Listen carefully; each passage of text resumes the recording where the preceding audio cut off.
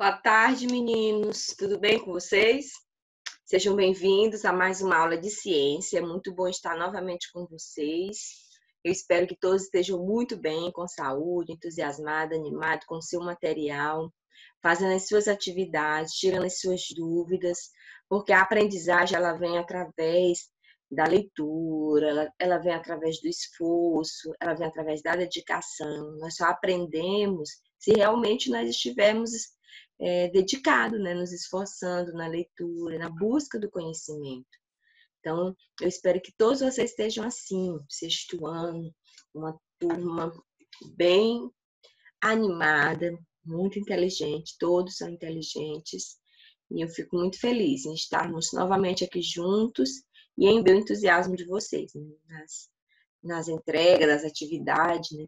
Muitos estão de parabéns, porque sempre entregam no momento certo.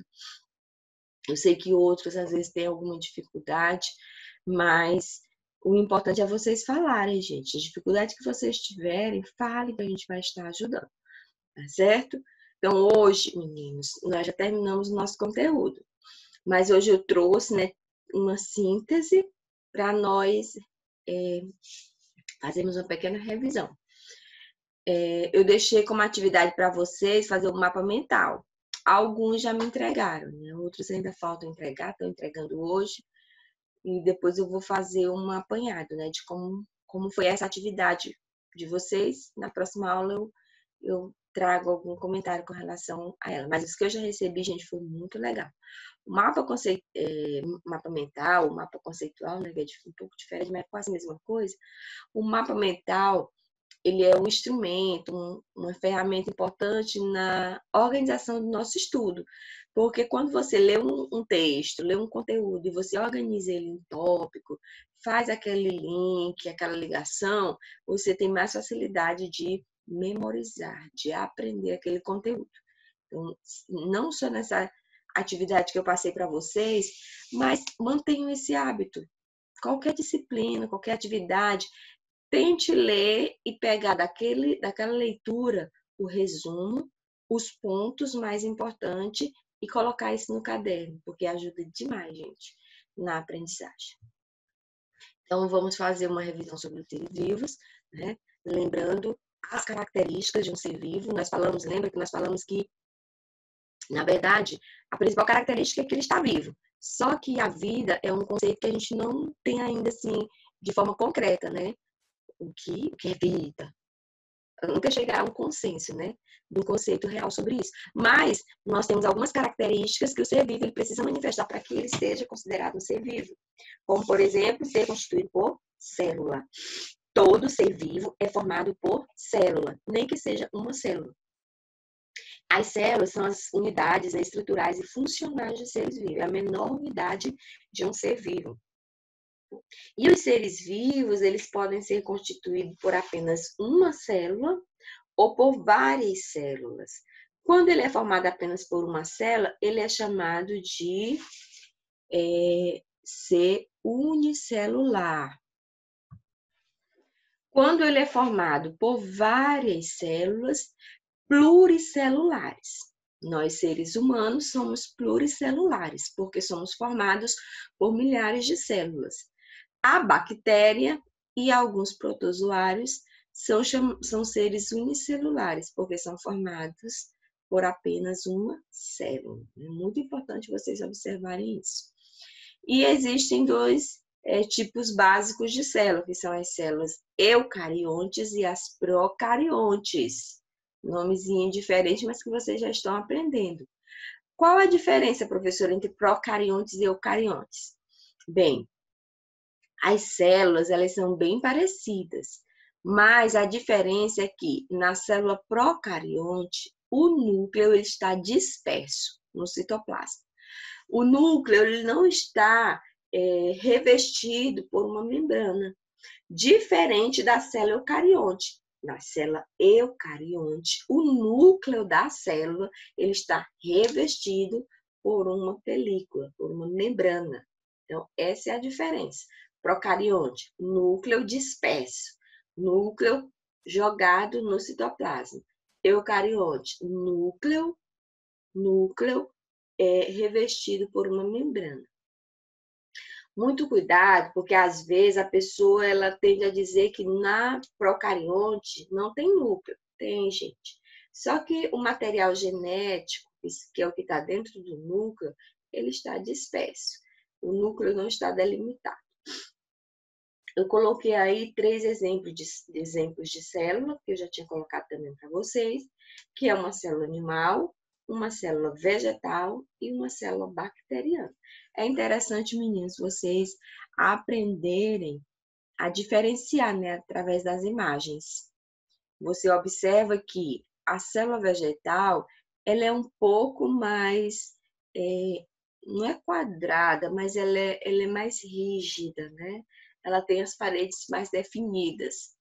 No caso da célula animal, não. A célula animal, ela tem, ó, ela é mais assim, arredondada, ela não vai ter aquelas paredes mais rígidas. E a célula bacteriana, né, tem basicamente este formato. É importante também vocês lembrarem as principais partes de uma célula, que é a membrana plasmática, que é a parte externa, que é o que separa a parte interna da parte externa, a membrana plasmática, o citoplasma, que é o que está dentro da célula, que é aquela parte gelatinosa que está dentro da célula, e aonde estão as organelas. Nós ainda não estudamos as organelas, vamos estudar depois, né? A célula, ela tem dentro do citoplasma várias organelas que são responsáveis por funções dentro da célula, respiração, nutrição, excreção. Então, tudo que a célula realiza, ela realiza através dessas organelas, que nós vamos estudar depois. E, além do citoplasma, o núcleo. 3 partes, gente, novamente, membrana plasmática, citoplasma e núcleo. Essas são as 3 principais partes. E claro que dentro do citoplasma estão as organelas, que nós vamos estudar depois. Ok? Bem, outra característica de um ser vivo é que ele realiza metabolismo. E o que é o metabolismo? São as reações químicas que ocorrem no organismo e relacionam-se com a formação e destruição de moléculas. Então, isso é chamado de metabolismo. Elas ocorrem em seres vivos e são essenciais para o funcionamento adequado do corpo, atuando em todas as atividades, como a reprodução. Então, todas as atividades que um ser vivo realiza, seja ela de reprodução, respiração, nutrição, então é realizado através do metabolismo. Ali ela está realizando um metabolismo.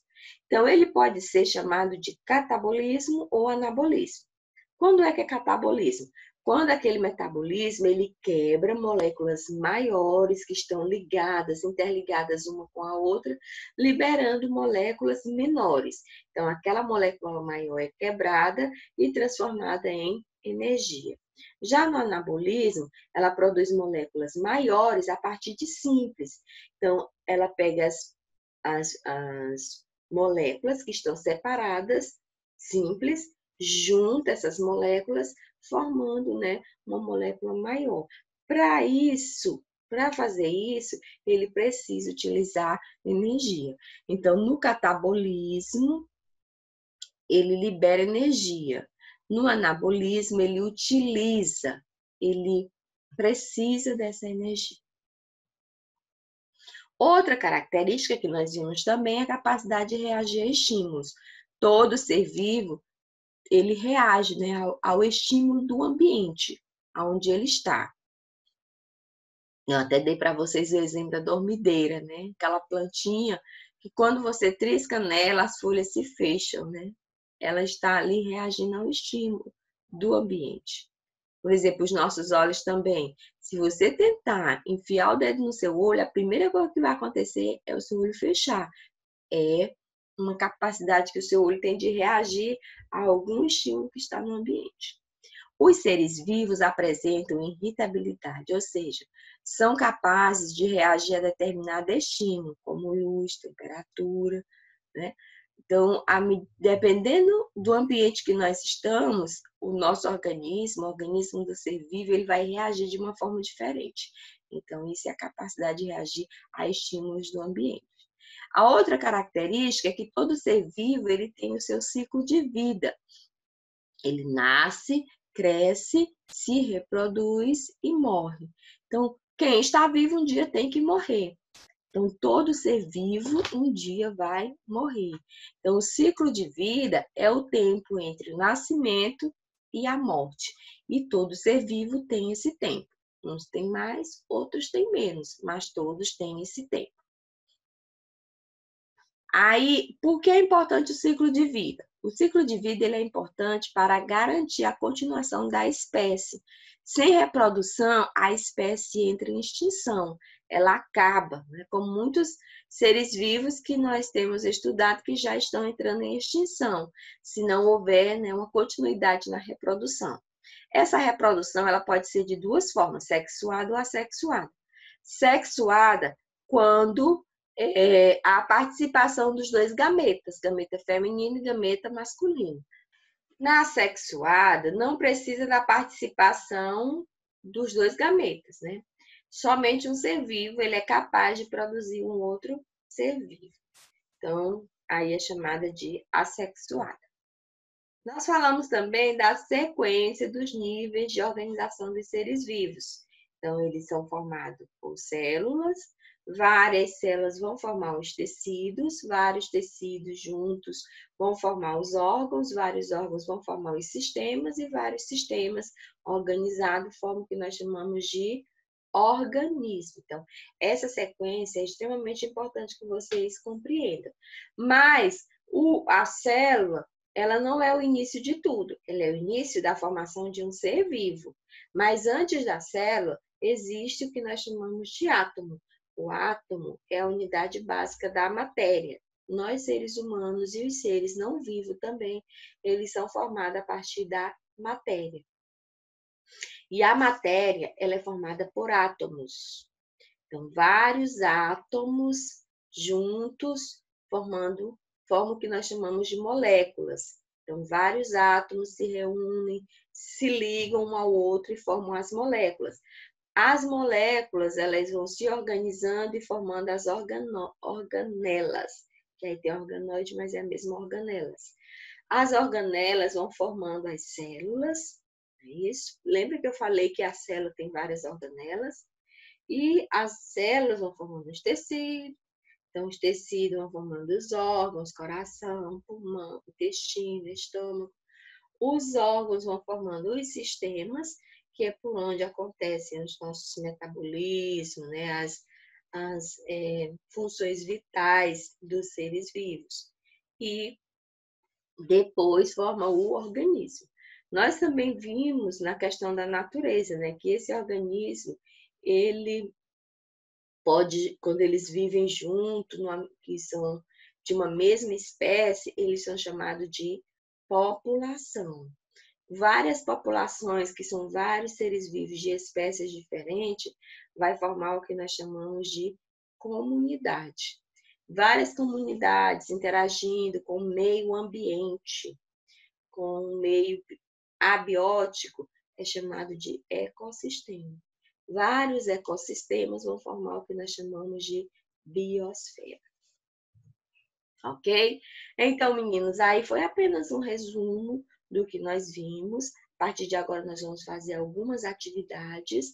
Vou estar colocando alguns exercícios para nós estar treinando tudo aquilo que nós aprendemos. Qualquer dúvida, vocês coloquem aí no grupo que nós vamos estar respondendo. Mas é muito importante que vocês façam a leitura do livro e também outras leituras complementares. Pode estudar na internet ou pode estudar de outros livros também. Então, uma boa tarde, que Deus abençoe e até a nossa próxima aula.